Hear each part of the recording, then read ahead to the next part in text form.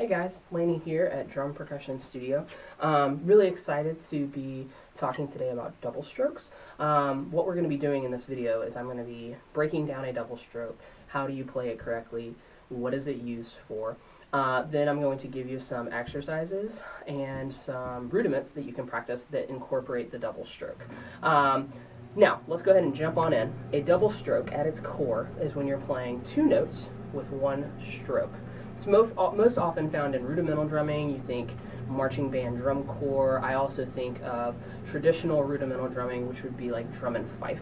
But often it's found in those genres. Now, that does not mean that it cannot be applied to marimba or to drum set. Double strokes are very versatile. They can literally be applied in any area of percussion. So it's a very, very important element of drumming for you to know. So let's go ahead and talk about what needs to be within the double stroke. So there are a couple things, two things. The first thing that you need to think about is that your notes need to be evenly spaced. You want to make sure that the notes are not too crushed or too close together or too spaced apart. Okay, either way, you've got some kind of crushing happening on within the tempo. So that's the first thing that you need to think about is your spacing. It needs to be evenly spaced. The second thing is to make sure that your notes are sounding the same. So thinking about dynamics and volume. So whenever you're playing two notes, the tendency is to accent one of them and then leave the other unaccented. So these are things that we're going to be looking for whenever you are working on these double strokes. So let's go ahead and talk about the correct way to play a double stroke, okay? So the technique that I use, I call it drop catch, and it's very similar to dribbling a basketball. So if you're dribbling a basketball, you're not going to be just throwing the ball into the ground and then just expecting it to come back up. There's a motion where you are dropping or throwing the ball into the ground, and then you're also you're dropping to meet the basketball so that you can bring it back up. It's a drop and a catch, okay? We're going to be doing the same thing with the drumstick in our hands, okay? We're going to drop with the wrist, and then we're going to actually use the fingers to catch the stick within the palm. So this is an exercise that I often have my students do. Something that you can do to practice double stroke technique away from sticks is to just use your hands. You're going to make a fulcrum point, so with your fingers where you would normally put the drumstick, and then these fingers here are going to be your catchers. So if you're going to go to playing position, it would look like this. Drop, catch, drop, catch, drop, catch. So hopefully you can see that my wrist is what is dropping the stick, and as soon as my wrist goes down, the fingers go out so that they can catch on the rebound. Drop, catch, drop, catch. Now, if you're doing this properly, you'll start to feel some tension here in your upper forearms. The first couple times you do it, that is perfectly normal, so don't freak out or anything. Just make sure that you're doing this. This is an exercise I tell my students often, like, do this for 5 minutes before you go to sleep. Laying in bed at night, just go 1, 2, 3, 4, 5. 1, 2, 3, 4, 5. And that will really build the coordination and the technique. So that's the basic way to play it. Now, with the stick in the hand, it should look and sound like this. I'm going to go sideways so that you can see. Hopefully you can see that my wrist is dropping and my finger is catching. And then in the left hand, I'm going to step out of the frame so that you can see.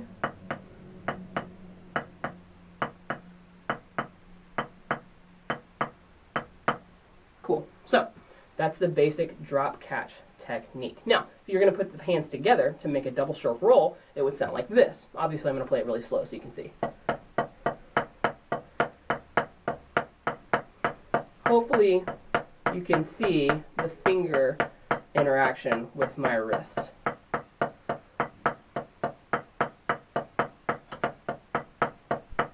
So that's the basic technique at its core. So now I want to teach you an exercise that will help you build your double strokes. So this exercise is called double beat. It's a standard across percussion curriculums. A lot of drumlines use it as a warm-up, so I'm sure you've heard it before if you've ever been to like a football game or any kind of marching band competition.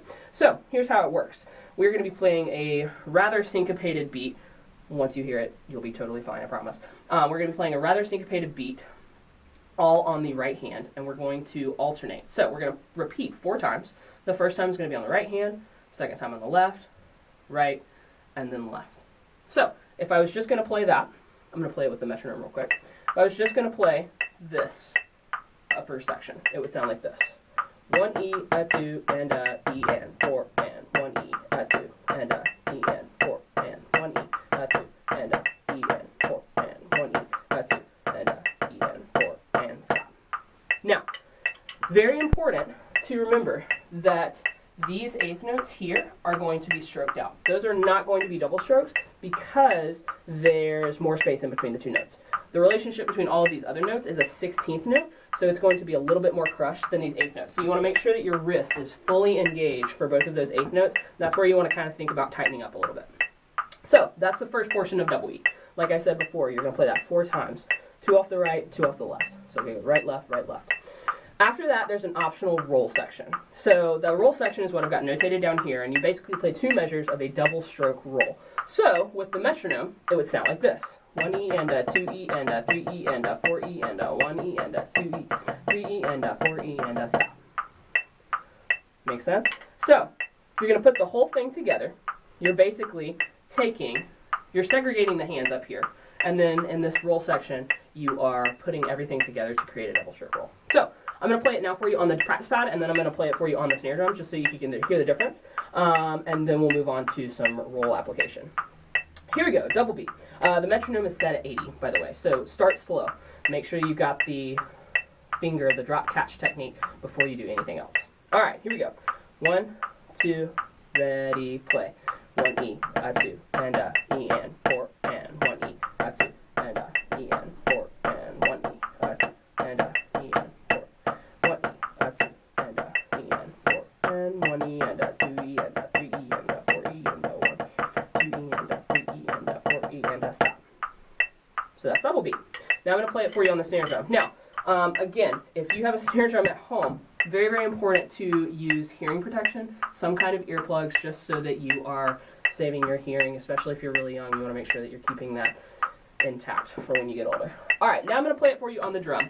Should sound the exact same as it did on the practice pad, but you'll notice that when you transfer from a practice pad to a drum, the drum is going to feel a lot different, just because it's actually a membrane instead of just a piece of rubber.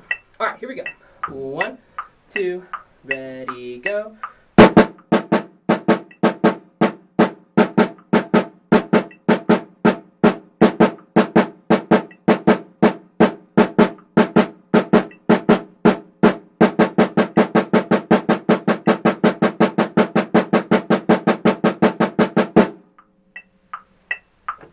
Okay, so that was double beat on the snare drum. Now, something to think about and to work on.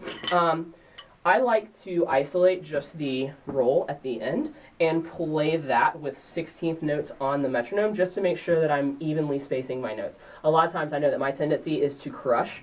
That means pulling back with my fingers too quickly. I tend to crush my double strokes. So make sure that if that's something that you need to work on, you're playing with 16th notes on the met, 16th notes on those subdivisions.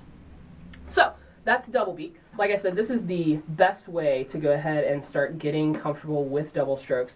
I've read a lot of things online that talk about how you need to be able to play double beat on literally anything, whether it's a pillow or on the floor. But the more that you can just develop that dropping and catching technique, the better off you're going to be. So now what we're going to do is we're going to transition into a little bit more application in terms of rudiments. So what I'm going to be talking about today, taking that concept that we talked about with the dropping and the catching and double beat and applying it to I would say, the 3 most standard rudimental double stroke rolls.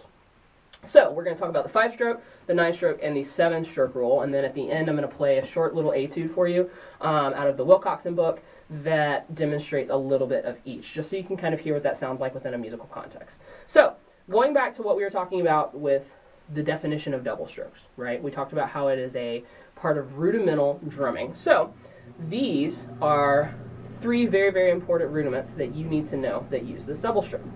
So the first one is a 5-stroke roll. Now what I've written here is the 5-stroke roll skeleton, okay, the base. So how we're going to count it is 1 E and 2 E and, right?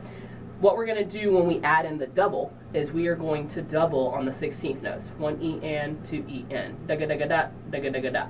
Now the important thing to remember, this is not a 5-stroke concert or close or buzz roll, okay? This is a 5-stroke rudimental open roll. So you need to make sure that when you're playing, everything sounds as if you were playing 30-second notes. 1 E in, 2 E in, da-ga-da-ga-da, da-ga-da-ga-da. A great way to make sure to check yourself is to play double strokes with the double sticking,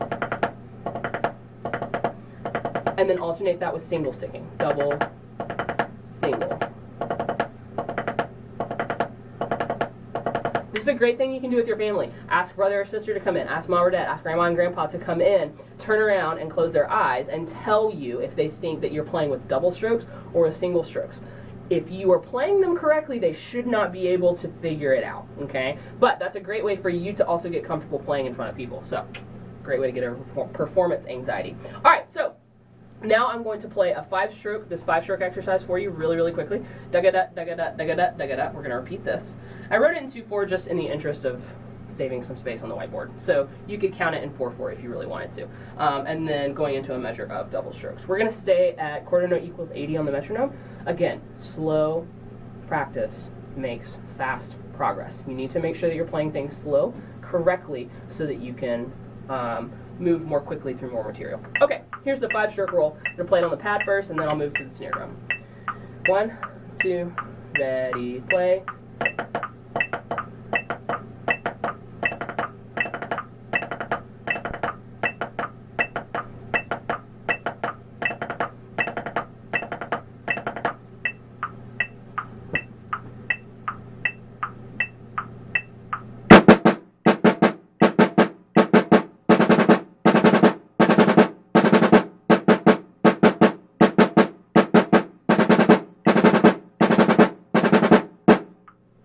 Now, you may notice that I wrote this left-hand lead down here.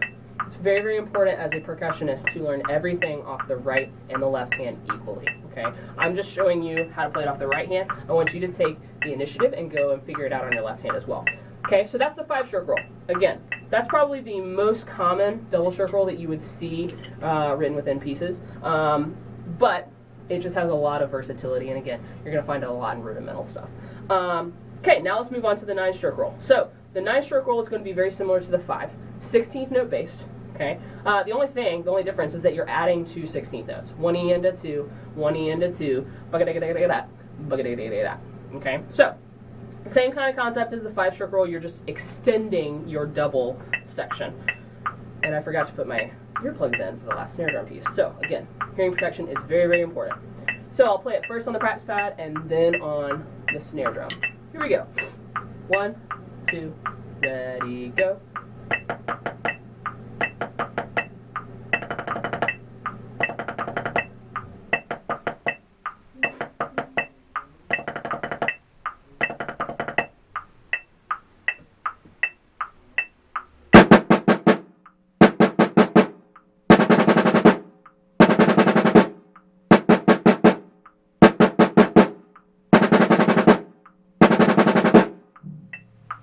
So, there's the 9-stroke roll. Again, 9 and 5 are very, very similar. One is just basically a reduction of the other. Okay, the last one I want to talk about today is the 7-stroke roll. Now, some of you have been, I know that some of my students have been working on 7-stroke rolls within the context of a Wilcoxon etude. And we've been talking a lot about how to interpret the 7-stroke roll. So, on our Vic Firth poster that we have in our practice room, you will notice that the 7-stroke roll, where it is listed on here, is with a 16th note base. However, that is not always how you're going to play it. The way that I'm going to show you how to play it today is going to be with 16th note triplets. So, I had to kind of cram it in here at the bottom, so hopefully you can see it. If not, send me an email. I'll totally send you a PDF copy of all of these. So, 7-stroke roll down here at the bottom. We've basically got 16th note triplets, 1 triplet and, okay? If you haven't worked on those in your lessons, that's totally cool. I'm going to play it for you. You'll be able to hear it. You'll understand the relationship. So, again, written in 2/4. If I just play the bass rhythm, which is this first one without the buzzes, it's going to go 1 triplet and, 2 triplet and, 1 triplet and, 2 triplet and, okay? Now, what's going to happen is I'm going to double the 16th note triplets. If you start on your right hand, your release note is going to be on the opposite hand. This is where triplets get a little hairy. So make sure that when you're playing that you are writing in stickings to make sure that you know that everything's going to end on the left. Right, left, right, left, right, left, right, left. Okay? add in the double strokes, it would sound like this. 1 triplet and, 2 triplet and, 3 triplet and, 4 triplet and. Okay? Now, in rudimental drumming, these are oftentimes interpreted a little bit differently. So just make sure that when you're practicing with the metronome. Keep it on eighth notes. Your triplet should fit within 1/8 note. 1 and, 2 and, 3 and, 4 and. So, I'll go ahead and demonstrate this for you on the snare drum and on the practice pad. Flipped order. Here we go. 1, 2, ready, go.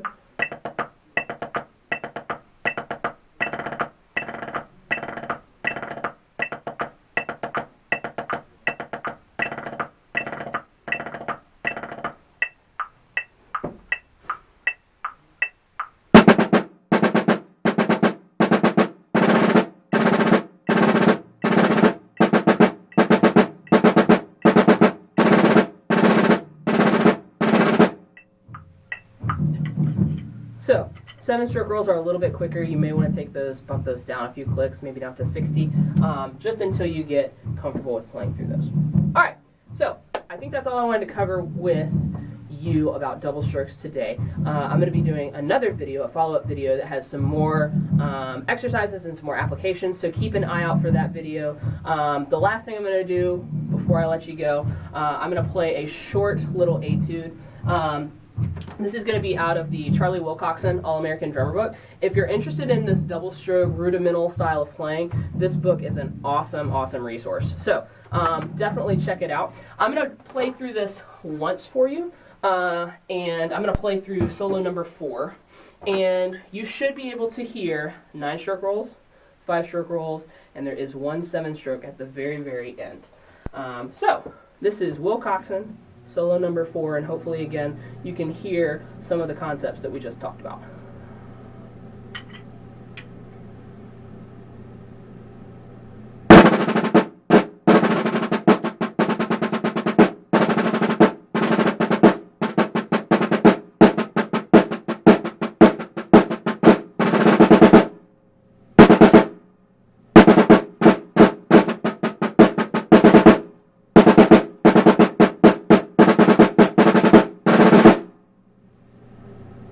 So, that's double strokes in a nutshell. Hope you enjoyed, and happy practicing.